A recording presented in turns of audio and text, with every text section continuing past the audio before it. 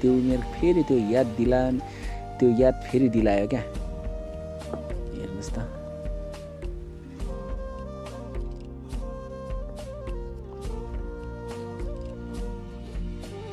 यो चाहिँ थकित भएर बसिराखेको छ। अब यसो हिँड्दा पेट पनि दुख्यो भन्दैछ साथीले।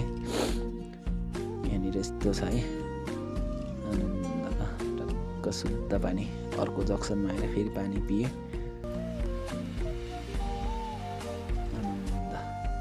कलकल बग्ने पानी।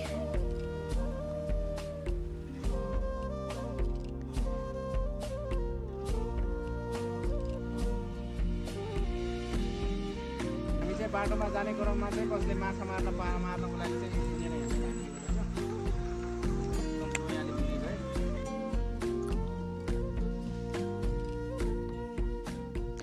हामी चाहिँ थकाइ लागेर त्यो साथीलाई कुरिराखेका छौँ है। त पेट दुख्यो झाडे पखाला लाग्यो भन्दै थियो हग्न गएको साथीलाई। यहाँ पर्खिराखेको बल्ल टुप्लुक्क निस्क्यो। कराइराखेको छ होइन। आधा घन्टा जस्तो त लगभग हामीले कुर्नमै लगायो।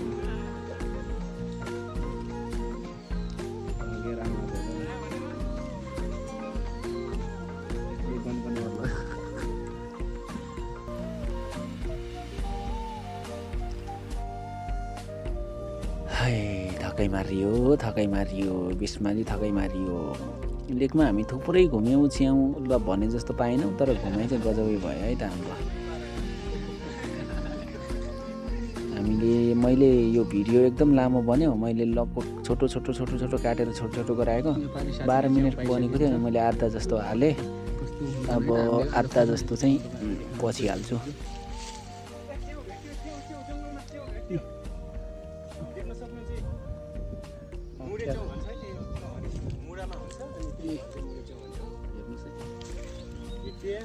हेरिसकेपछि एकदमै अर्ग्यानिक।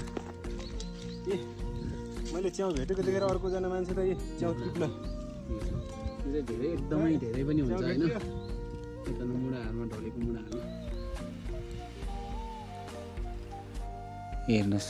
पारिको गाउँदेखि यति टाढा आएको हामी। कहाँको लेक आएको गाउँ कहाँ छ।